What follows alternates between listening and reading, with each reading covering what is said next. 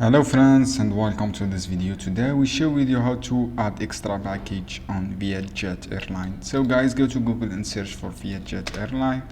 After that, click on the Google search, click the first result, and then guys wait a few seconds.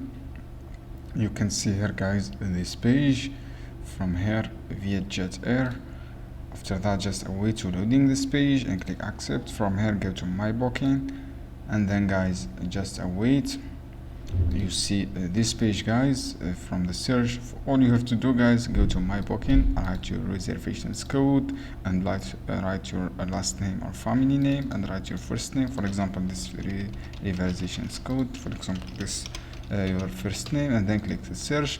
After that, look for option and you can get access to add extra baggage and manage all your booking, and then you can add extra baggage easily without any problems. This is how you can do. I hope this video helpful for you. Don't forget to give like, give share this video for more content.